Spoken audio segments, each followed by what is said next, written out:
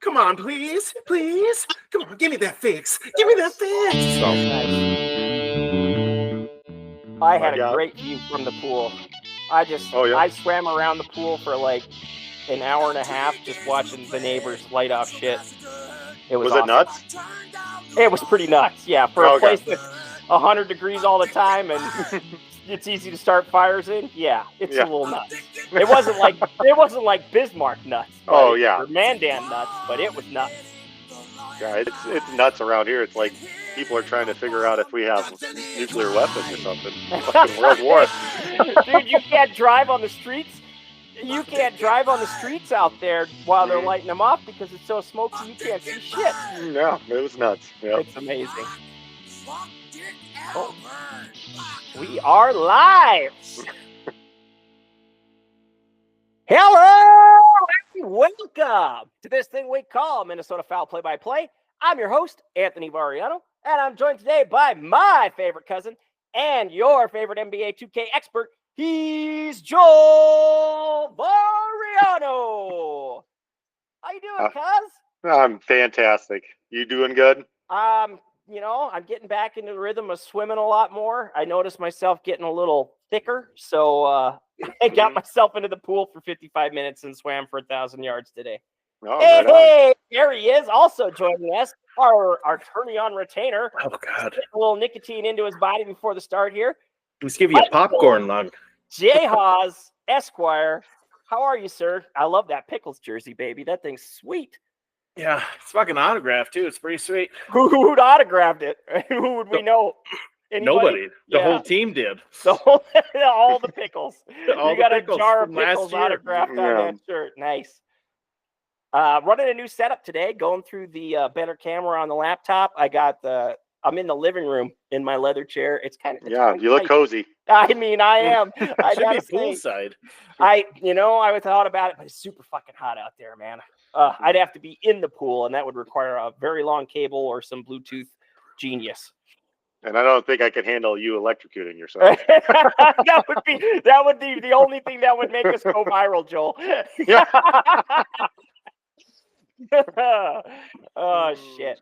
Good stuff. All right. Well, Joel's here to talk about basketball. They just finalized and approved the Kevin Durant trade, which included an NBA record 7 teams. Never been done before. I didn't know that the Timberwolves were involved in that, but I guess it stems from trades they made on draft day number 2.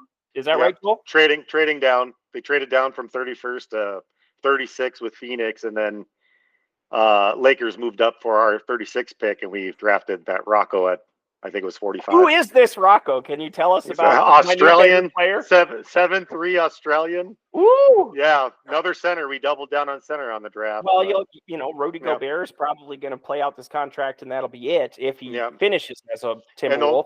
Guy we got before, the 17th pick, he's a French dude too. So 4 years in, what's his name again? A lot of projects they drafted, didn't they? What's the name again? Berger? I'll look it up. Yeah, I'm drawing a blank. But he started playing 4 years ago and seems to be developing pretty fast for just picking up a basketball 4 years ago. So that's what I heard. Yeah, the guy hadn't played much at all, and that's pretty cool that we got a couple projects, and they're both 7-footers, likely to replace Gobert, right? Hoping to. Like I said, Rocco's, I think 7'3". I heard Behringer is his name. Joan Behringer. Yep, Joan Behringer. Yeah. I thought it was Berger or something. International player with Slovenian team. Mm-hmm. Olimpija. That's my Spanish pronunciation of something. Nailed it. Yeah, right. Another French guy that can learn under probably one of the best French players that have been in the league. So that'd be a nice little mentor. 3-time defensive player of the year. 4 now. Oh, is it 4 now? Okay. Yeah. He's a Hall of Famer on that alone. Yeah, for sure. Incredible.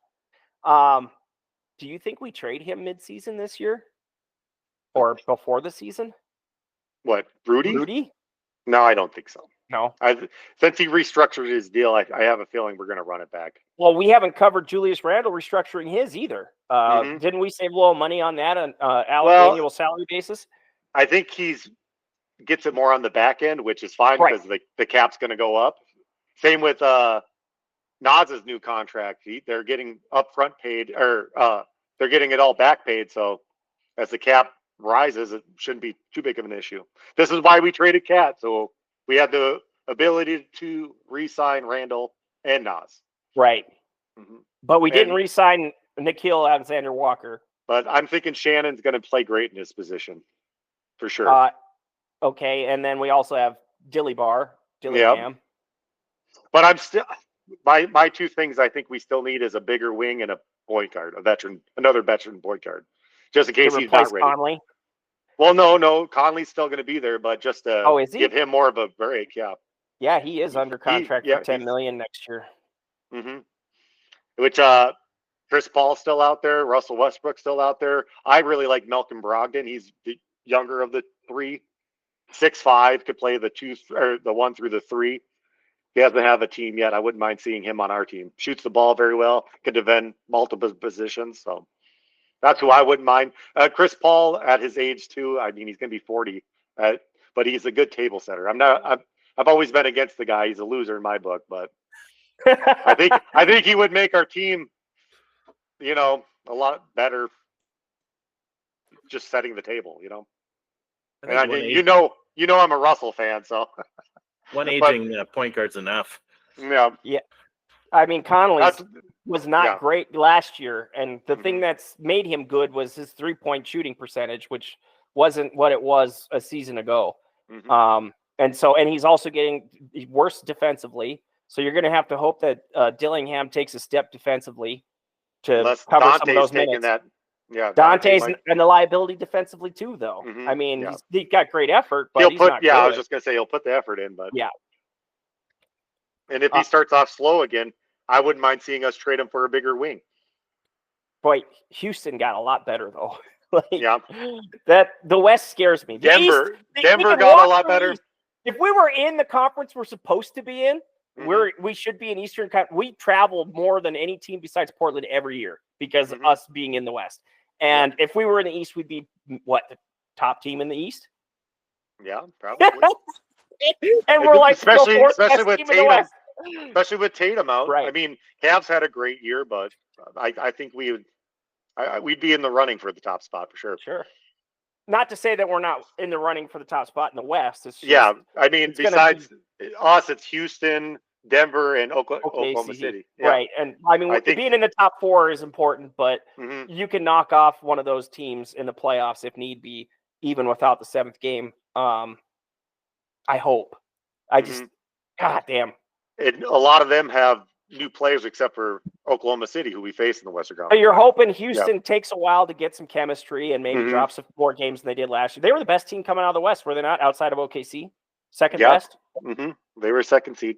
So you figure OKC's going to win it. Houston might. And they get a hell of a player in KD, but I mean, how often is he going to play? And I'm sure they take more games off. The 1 seed isn't that important to them because they have KD now.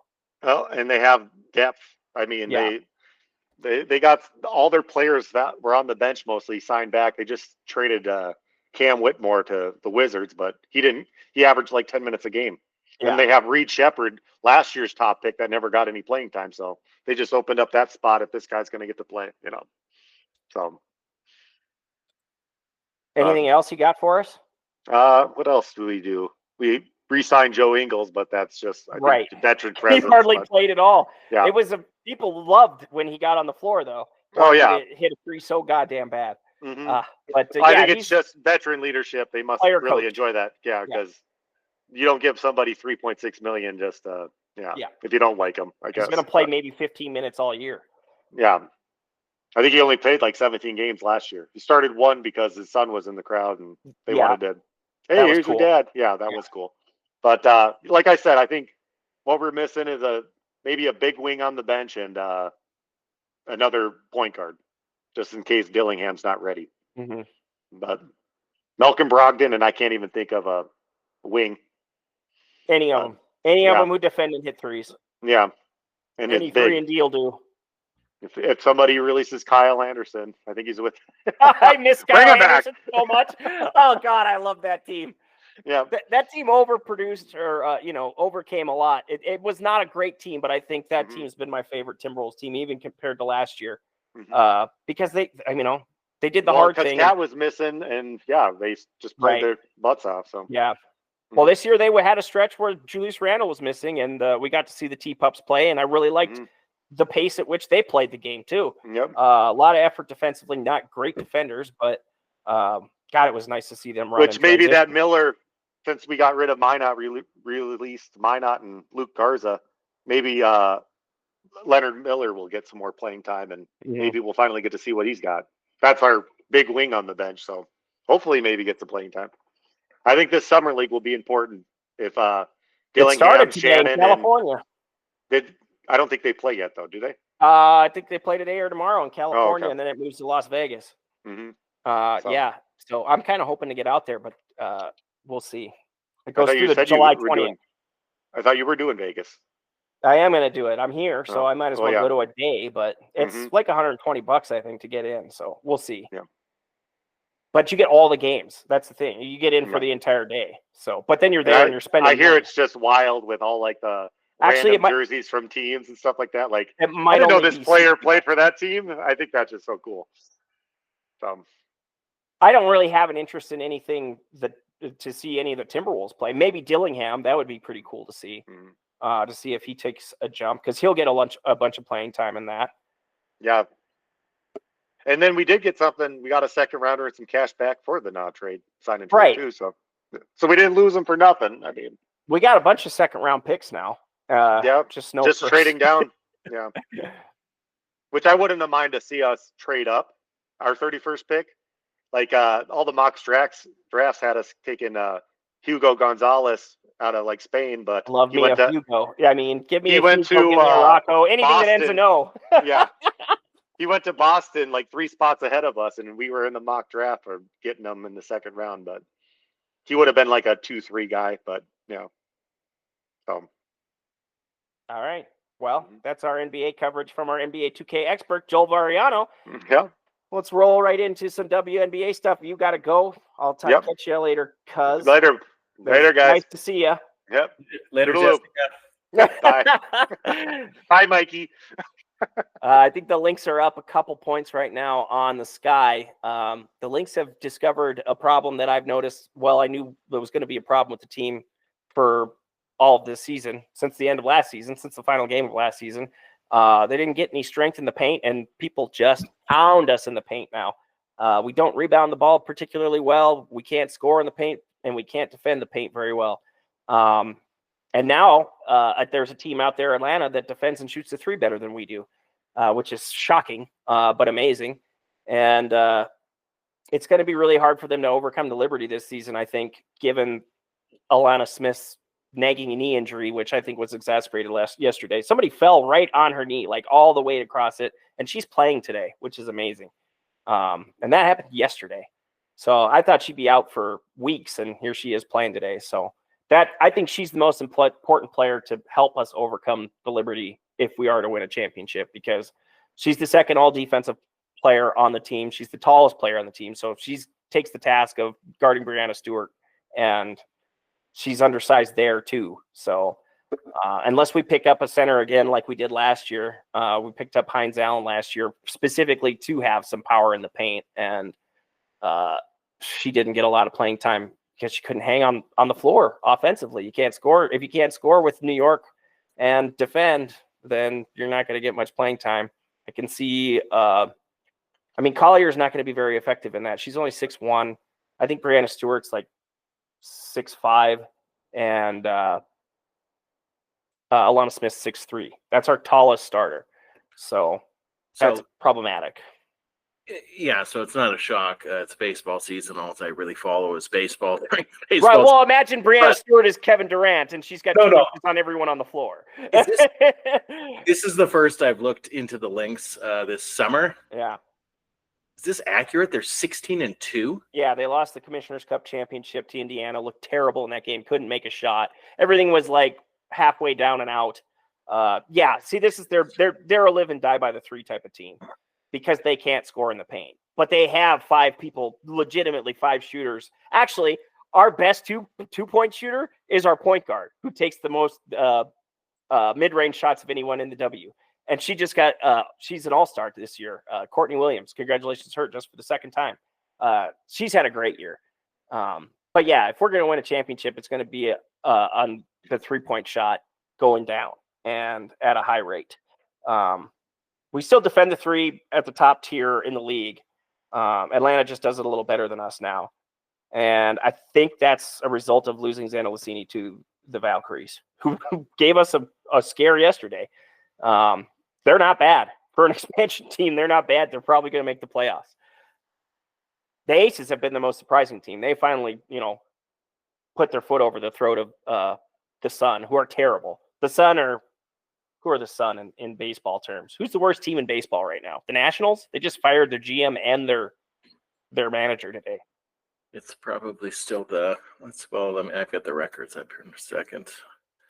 It's got to be the Whites or the Whites. Or the Rockies. The Rockies were the worst. Let me look.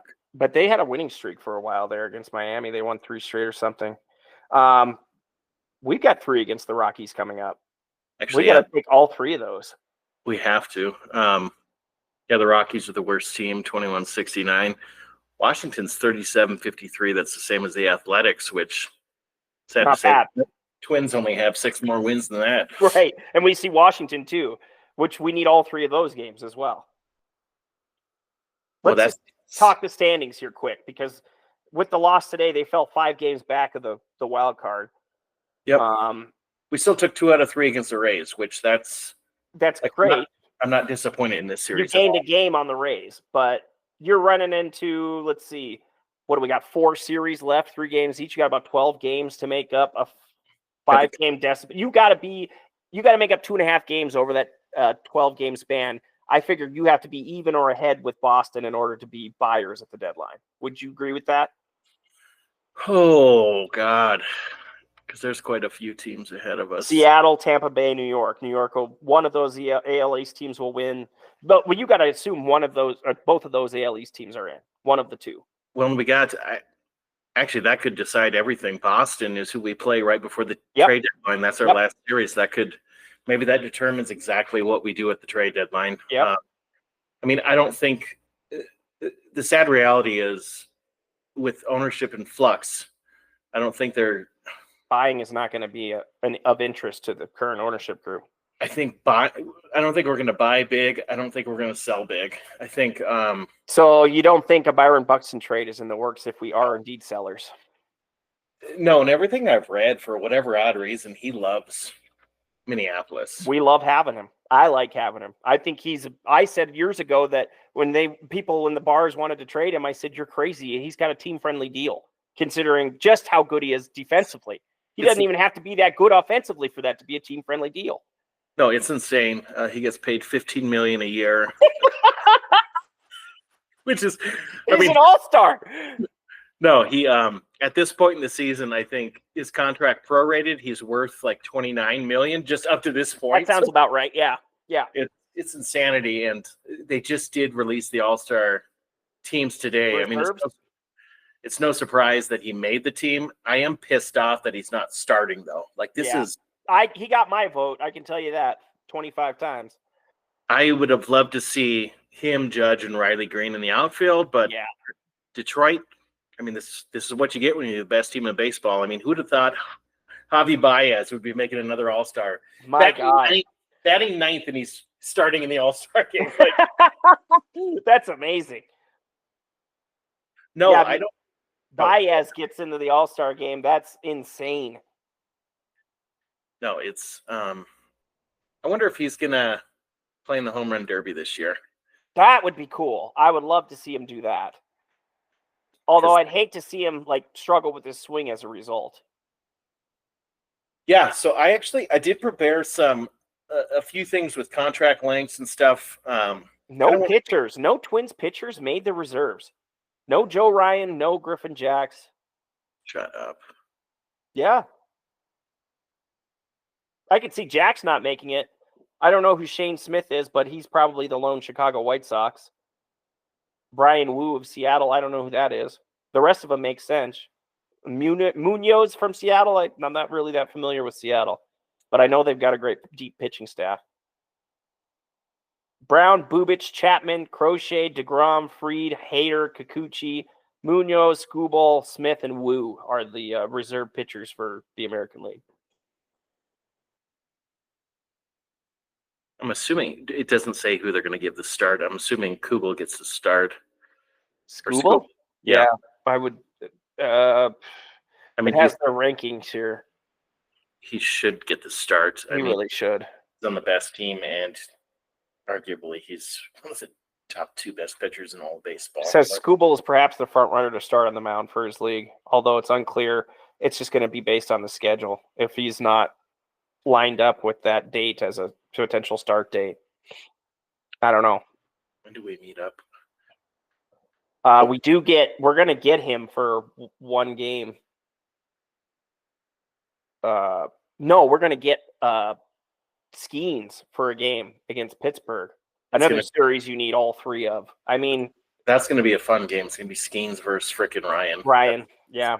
It's going to be that'll be worth watching. Yeah, too bad you're not in Minneapolis right now. I'd get out of that Cubs game. I'd go watch the Cubs series. Is your buddy there, you think? I assume he's going to go. Yeah. Lose his wallet again at Target Field. Yeah, no kidding. They are really great. I lost my phone there one time, and they were really great about. I just went back the next day, early in the morning, had it for me. So I wanted to with you just while we quickly talk about the Twins, and we got the deadline approaching. I'm gonna list a bunch of names, not the entire roster, obviously, because that's pointless. But starters where the contracts end, and then I wanted to have like a discussion on if you think they're going to remain with the team, if we should trade them away. All right. Yeah. Okay, so you've got Correa and Buxton, both of their contracts end in 2028. I think Buxton, with the ownership flux, I don't think we would ever trade him because he's kind of our golden piece for whoever buys the team. Yeah, if anything, Correa is the one you move. That's the contract you want off the books.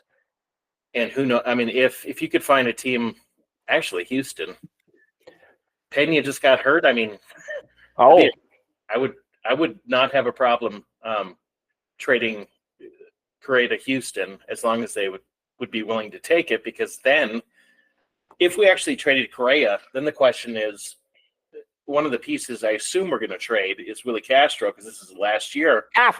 You have to. The man came onto the spring training roster. You never expect to get anything out of him, and now you could get like a great bullpen arm. Like, yeah, you got to. My thing is, the only way I wouldn't trade him would be as if you move Correa. If you move Correa, sure, then you could offer Castro a deal, because then if you have young bucks coming up, or you can maybe move Brooks Lee over there, like it gives Bryce Lewis can play shortstop. I think we just keep him at third. His arm's looking good. His defense looks good at third this year. He doesn't want to be there, though. I think he wants to play short. Yeah, well, that's not his choice. No, I think all the offseason work. I mean, his arm looks a lot better this year at third base. Yeah, and the errors are down. Like, that was the big thing last year, is he had a lot of costly errors, and this year I haven't noticed that at all. So I think, in reality, I don't think either Correa or Buxton get moved. I think they're part of our core until 2028, and that gives a little leeway to see if we can actually make a run at this thing. Next person, though, is an interesting one, because we only got him through 2027, and that's Duran. I would move Duran. I could see that. Because I don't think this team, we maybe make a playoff run, get into the playoffs. I don't think what I've seen out of this team, I don't think they're doing anything in the playoffs. Me neither. So no need to have a closer. I can see you moving that for a lot. You can always get a bunch at the trade deadline for bullpen arms. You've got Griffin Jacks who can step into that role. You've got young kids at AAA who are waiting to come up and pitch more. I think that's the biggest question. You brought up his name. Jax's contract is up in 2027 as well. So I think the real question is, do you move one or both?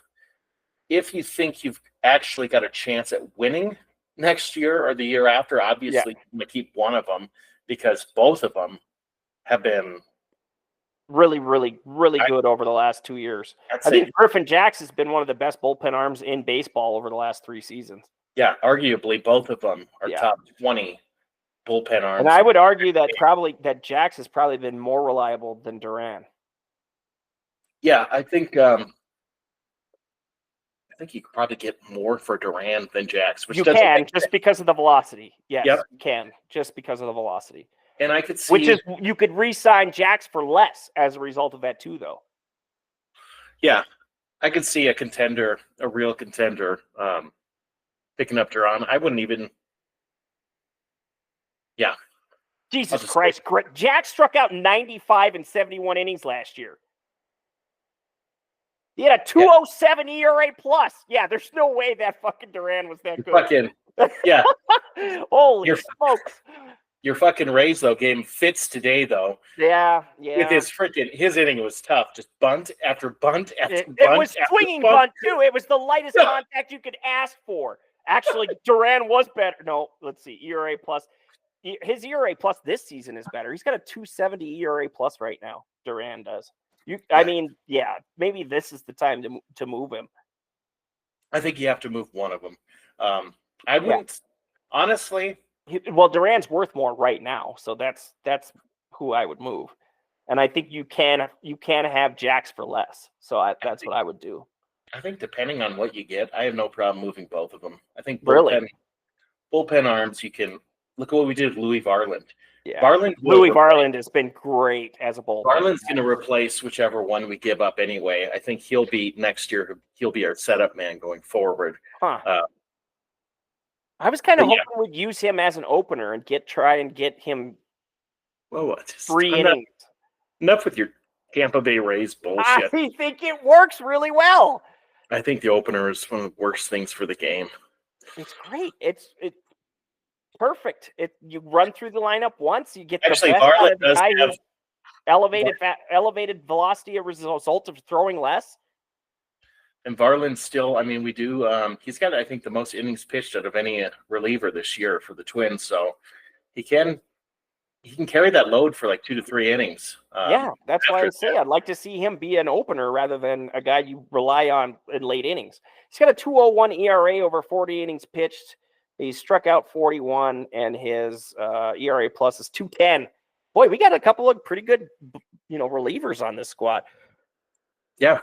All right, next person. It's kind of the same discussion with all these guys, Tony. Whether you want to keep them on the team as part of the core, whether you want to trade them. Yeah. And obviously, I think Duran and Jax are 2 of our most valuable trade chips where we actually can get a decent return back. Agreed. Pablo Lopez, we can't trade him. He's hurt right now. His contract's through, I think, He'll be back, though, in a week or so. He'll be back before the deadline. Yeah, maybe. All right, here's one I never even thought I would think about. Well, Pablo Lopez is one I would think about because he's a free agent in 2028. He's going to be 30 next year. And if you're going to keep one of him and Joe Ryan, you keep Joe Ryan. I totally agree. I think if he actually comes back and pitches before the All-Star break, which I'm skeptical about. If he does, I would have that as a tryout start. If he does well, the team wants him, I would have no problem moving Lopez and being like, we're doing a clock reset. Yeah. We're going to try to be very competitive like in 2027. Yeah. You're hoping 2026 as well because you've got Gray and Buxton, but the pitching staff at that point is going to be depleted. You're not going to be able to compete because he's a stopper. He's got 1.6 WAR already this season. He's been good. 2.82 ERA, 60 innings pitched, 61 strikeouts, 1.071 in WHIP. You can't beat that. No, that's unless, which I don't know. How did he pitch 185 innings last year? No, I don't know what I would want to do with Lopez because if really our deadline is Buxton, he's likely not going anywhere. Yeah. So maybe we have to keep Lopez. So you got Lopez, Ryan, and then Zebby. Well, that would be a lineup you can rely on in a postseason series, though. I would be happy seeing Pablo Lopez and Joe Ryan pitch games 1 and 2 of a postseason series and like my chances to win at least one of those. Next guy, I doubt we'll move him, but his contract is up in 2026. Ryan Jeffers, been a Minnesota staple the past. That's the thing, is they haven't shown any love to catchers, but I don't think we have the depth at catcher to replace him. So yeah, he's probably sticking around. We kind of talked about we talked about him briefly. Joe Ryan's contract's up in 2027 as well, the same as Lopez, unless he gets an extension. I don't think Ryan's going to sign an extension until probably 2027 because he can. I think if he hit the free market, he's going to get paid. If we traded him, he would be, out of any player we have, I think Joe Ryan would get us the biggest return. And you're talking, in any case, if you were to trade over Buxton, I'm talking over Buxton. Really? You can't get a reliable. He could be a number 2 on a competing team. So are we talking like a team's top prospect then? Yes. Oh wow. That's what he would have to net to get Joe Ryan. And some. Because you still got 2 more years of control, and anybody that's watched him the last 2 seasons, he is continuing to get better. Yeah, he's adding pitches to his arsenal too. And they're not just like I throw him 5 times a game, and maybe if I feel good, I'll throw him in a 2-strike count as a ball. No, he throws them as strikes. And like you listen to Glenn Perkins today, I love it. He's great at. By the way, Glenn is the best commentator they have doing color commentary there. I don't mind our old third baseman. I think he's Trevor Plouffe. You like Plouffe? I wish actually, because I don't want to talk. I like Justin about Provis, because I think Provis is good. I wouldn't mind if it was Perk and freaking Plouffe, just alternate days, because I listen to those 2 talk. I actually have them in the booth at the same time. That would be. They're going to have that coming up with Pablo. Since he's on the IL, he's going to come up to the booth and spend some time with him. That's going to be fun. That is going to be fun. Pablo's a great talker too. Anytime he's on the mic, he gives you just gold. And but on Joe Ryan, he hit 97 today. Yeah, like he can push it up, bring it back. Like they talked about it being warm there, and I checked the weather, and it was only 85. I was like, "What the fuck? It's not that hot there." Can he hit 99 then if it's 100? I don't have a clue. Like I think that's the best trade this organization's ever done, was to get him. That was such Nelson Cruz for a half a season, and Nelson Cruz at 40 years old. About striking gold. Yeah. All right, these next 2 guys, I would advocate you have to get rid of at least one of them. I would not necessarily have a problem if we get rid of both. Larnach and Matt Wallner. Yeah, one of them's got to go. And I'd say Wallner's probably the one that I lose. He's got too many holes in his swing by the looks of it. He's got more power. His timing this year has just not been good. Like he's missing fastballs in the zone. Yeah. Just frustrating. Like the problem. Yeah, they're down and in too. Fastballs down and in the zone he's missing. And that's not something a lefty should miss. The problem is, though, I mean, he's the pride of Forest Lake, so... I know, but we loved him when he went on that stretch and got hot, and now he's not hot, and there are other players who can do what he does. His contract's up 2029, so we still got a ton of control over Wallner. Larnach is up in 2027. You have to move Larnach with what we've got waiting in the wings. I mean, you've got Jenkins... Walker Jenkins, yesterday I watched parts of the game in Wichita. That's where he's playing. It's definitely Wichita. Fucking crushed a home run to dead center. 4 RBI day. His nickname that MILB gave him, they're calling him Captain America. Like, oh, God. Why are we reusing him? He does look like Captain America, though. He does. So, I mean, you've got him where I wouldn't have a problem if you moved one or both of them. He's only playing AA, but screw it. He's 20 now. He's 20 years old now. Rush his progression. Let him see what he can do in the big leagues. Because, like, if 2028 is our goal, to try to get Buxton something, which eventually Buxton, with the power he developed as a right-handed hitter, we can even move Buxton to a corner outfield spot when he can't play that anymore. So you got Jenkins coming up. You got Emmanuel Rodriguez. he should be coming up this year, definitely. He's another lefty bat with power. Keishel's coming back, which Keichel was such a jolt of energy for this team when he came up earlier this year. And then you've got Kalen Culpepper, shortstop. Yeah. He's going to come in to hopefully replace Correa when Correa's done in 2028. But with Keichel, Rodriguez, Jenkins, the old core of Miranda, frickin' Wallner, Larnick, who are the guys down in AAA right now? Who's the last one I'm missing? Second baseman from Canada. Oh, Julian. Yeah, Julian can't even hit the ball anymore. Where it's just like, I think you can get something back for Larnick or even Wallner. I think you make those moves if you can get something because you've got guys, bats. Try them. Like you're not losing much for that. And it would allow you, like you can lose Larnick and Wallner and still be competitive with young bats. It just depends who gets hot or not. I mean, the Twins have done this in the past where they've been quasi sellers and still made the postseason. So it's just a waste to me to keep them on the team and not get anything out of them. So that, like, ultimately, my core going forward would be Brooks Lee, Royce Lewis, and this is the future core with, obviously, the best center fielder second best center fielder in Twins history, and Buxton and Correa tagging on to that. But it would be Brooks Lee, Royce Lewis, Keichel, Jenkins, and Rodriguez. Brooks Lee's played himself into that core this season already. Brooks, yes, he has. I totally agree. He's got the versatility to play shortstop. If you just want to keep him at second base, I'm fine with that. Give guys dates off. But no, he's got a good approach at the plate, and he's gonna just continue to get better. And that was the sexiest bunt single I've seen in a long time. It really was for a guy who didn't have any. Did you hear all they said about it? Like he's bunted 3 times in his career, once in high school from the opposite side of the plate, and then like in an international league game or something. But yeah, never had a sacrifice in his life, and just puts down the perfect bunt for a hit. Oh no, that was like that was he didn't deaden.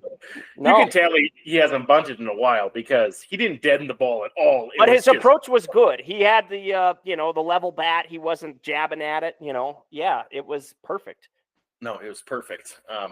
The last thing Fangraphs has us at after today's game, we got a 19% chance to make the playoffs. So I guess overall picture for the Twins, and then we can stop talking about them. Do you want them to sell? What do you want them to do, Tony? I think they got to sell, even if they're within 3 games of that wild card spot, that last wild card spot.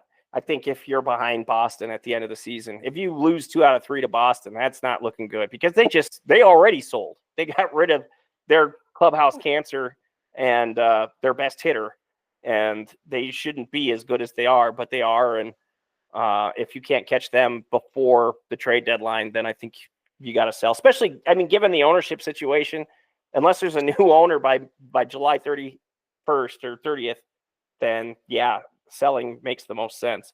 Unless they win like 10 out of their next 12 and all of a sudden they're even with Boston, then I think, yeah, you're in a position to maybe add a bullpen arm if you can afford it. That's the thing is it's just like you're always overpaying for bullpen arms at the trade deadline. So why get them? But that's kind of what I feel like we're missing. We need a bat and we need an arm if we're going to, do anything in the playoffs. But I do like our chances if Pablo and Joe are both healthy going into the playoffs, if we're there. No, and that's I don't think we've developed starting pitching well. No, that's the one thing that Falvey was supposed to do well when he came over from Cleveland. I'm saying that to lead into a compliment I will give Falvey is we do develop bullpen arms really well. We turn starters into great bullpen arms. Duran was a starter. Yeah. Same with Harlan, Jax. Same with all of it. Like we do that well. So that's why I don't have a problem moving them is because they'll be replaced. I'm not saying the people are going to be as good, but it wouldn't surprise me if Varland doesn't turn into Jax or Duran. I mean, and he looks like a kid. I mean, he looks like a kid. That's why I love Louis. I do agree with you. I kind of hope we sell, because I think what sucks for the Twins, like, ever since they announced it was a year and a half. I think it was a year and a half ago that they were going to sell. We haven't really made any moves since the Correa move. And I think that sucked for the Twins, because the Correa move is you're paying a superstar. Defensively, he's still a superstar, but he's not giving you that offensive bat. And the people around him, other than Buxton, you're just not getting enough offensive surge from the people who surround him. So I think we got to make some moves, and you just hope like Jenkins could come up and be like a number 3 batter and just turn into like the best player in the history of the Twins, like become like another Joe Mauer or Justin Morneau figure, because the lefty bats that we got out there right now, they ain't doing it. They just ain't doing it. Oh, so then if we are sellers, Tony, it's going to suck though, because we got to get rid of your favorite player then, because he'll get us something back as well. Bader. I mean, you got to move him.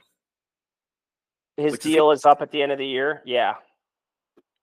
26 mutual option though. If he wants to come back, we could have him, and I think he'd want to come back. He's got 1.9 WAR already this season, Mike. He's just he's one of the funnest. He's got a 104 OPS plus. That's almost 10 points over his career numbers. Fielding wise, he's been damn near Gold Glove in left field. He had that one he missed off the tip of his glove, but I think there's going to be teams that'll want him. He's a right-handed bat. It's a right-handed bat. I mean, teams need right-handed bats. And just even as a defensive replacement late in games in the playoffs, yeah. And what he has shown the league this year, like pinch hitting wise, he's got an 809 OPS in the postseason. To be able to come off the bench and smack a home run like he did today, like that is one of the toughest things to do in any sport. Yeah. And no, I think you got to get some value out of him. Coulombe's going to be gone, or Coulombe, however the fuck you pronounce Danny's name. Yeah. I mean, a lefty bullpen. That's a move. You just picked him up for damn near nothing and turned him into a serviceable bullpen arm somebody will want. And if you want him back, you can just sign him in the offseason. Yeah. Yeah, he's been good. So what do you, to finally end the Twins discussion then, what do you, and I get it, you don't follow the organization as much as I do. I've been watching every game for like a month, Mike. Oh my God. Following it, I've been doing it all like in 10 years. So what would you, if we're going to be trading some pieces away, what do you want to see them get back in return? Because it's obviously going to be prospects. Well, yeah, just pitching prospects. Any potential starting pitching prospect who could become an ace for this ball club in 2028, 29, 30, or even before that. But ideally, they'll be breaking into the bigs before the end of Byron Buxton's contract, right? So 2028. That would be ideal, is just get as many of them as you can get. Just hoard them down in the minors and just see what hits. Something's got to hit, right? You gather 5 or 6 of these guys, one of them's got to hit. And if they don't, you turn them into a bullpen arm anyway, which you've shown you've been able to do. Look at, you do a quick search of the Yankees' top prospects. I'll do a quick search of the Cubs. I think us and the Cubs fit so well. They've got Ben Hess, a right-handed pitcher, is their third prospect. He's at high A. Estimated ETA is 2027. That fits. So does Bryce Cunningham, whose picture makes him look like a goddamn clown. He's at high A. Also, ETA is 2027. They're both 22. They're 6'5". Whew, they both are righties, though. I think, did he get the call up yet? I wonder if Kevin Contra's got the call up from the Cubs yet. They got him from the Yankees. I remember They've got that. 3 right-handed relievers. 4 of them. Chase Hampton is at Double-A. His ETA is 2026, but he's 23. There's a 21-year-old. Their 6th-ranked prospect is a righty at high A, 6'3". He's a lefty, and he's estimated to arrive in 2027. Oh, wait. No, he's a righty. He bats lefty. Okay, so they're all righties. Their top left-handed pitcher is their 8th best prospect in Double-A. He's 22. That's good age. 6'3", ETA 2026. So they got plenty of them in their top 10. Henry Lillane is a lefty at A-ball. He's 21. That's pretty high, pretty old for A-ball. He's 6'7", 211. Oh, that's like taller than almost all the WNBA players. Shoot, they don't need. So, yeah, maybe the Cubs will be a better trade partner. Cubs have one of the best farm systems in baseball right now. I wouldn't mind us getting Kevin Alcantara, or Alcantara. I can't pronounce his name. Alcantara. He can play everywhere. Alcantara. He's in AAA, and he'll be up next year probably. He's only 22. That's a good. I like that. Yeah, and he's a right-handed batter like that. That Moises Ballesteros catcher, first baseman. I mean, we need somebody to replace Jeffers. I wouldn't mind him. Well, is he playing catcher though? But I don't see them giving up top 5. I think they'd give up Kevin. Yeah, maybe. Just because they've got the outfield depth. I don't see. They don't need any outfield. Pico or Armstrong. They got 2 of the best outfielders in the game. Yeah. But Christ, yeah, if they want to call somebody up next year, that would be the guy. Because what's Justin Tucker's situation? He's a free agent at the end of the year? Yeah, I would think they're going to try to extend him. They don't spend a lot of money, the Cubs, which baffles me, but 74-70 with 122 left. The Lynx are leading the sky. Lynx have the ball. So there's 3 possessions left in this game. It's a 2-possession game. Foul to give. Yeah, the Lynx might get that home court advantage they needed to win the championship last year. Actually, they just needed a different officiating crew. Any other official. Somebody willing to blow the whistle. Anybody. They'll lose those games, though. Like, they are not a team that can play that sort of physical playoff basketball. They're a spread them and cut them apart from the three-point line kind of offense. There's a great offensive rebound by Carlton, and that should do it.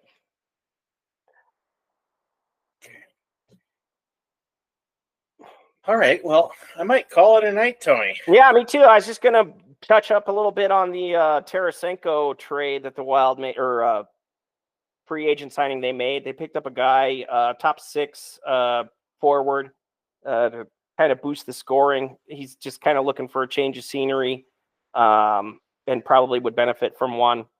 And I think they still need somebody who can win faceoffs. And I've got my eye on Jack Roslovic, formerly of Carolina. He's a high faceoff winner, and they need that, especially in the bottom 6, if they're to make any noise in the playoffs. The guys I already wanted were off the board in no time. They all re-signed with their original teams, or the teams that they were with. So despite us having money to spend, it looks like we're setting ourselves up to be a team that can take on contract at the trade deadline, which I like a lot. So for the first time in probably 5 years, the Wild will be in a situation where they can add at the deadline considerable contract. And that's huge for a team that last year, despite, basically being without the MVP of the league potentially for about a month, managed to still make the playoffs, which is really impressive. So I don't know if Marco Rossi is going to be a part of that future or not. I would like to see him as part of that future. His playoff performance didn't really do much for me though. So I think you give him one more run, and if you can make that move at the trade deadline to add a guy who can put you over the top, a top sixer, or be a top 3 forward, and that's the thing. It's like, do you break up the top line that did so well? Like, are you going to move Matt Boldy down to, no, you want him and Kaprizov to play together because they did so well together. But I mean, options are good. So it'll be nice for 1 year that, if this season we're in the same situation we were this next season, or we're in the same situation we were this last season, instead of standing pat because of our salary cap situation, we might be able to add somebody who could actually carry us in the playoffs. So that's good. But yeah, one more face-off guy would be great.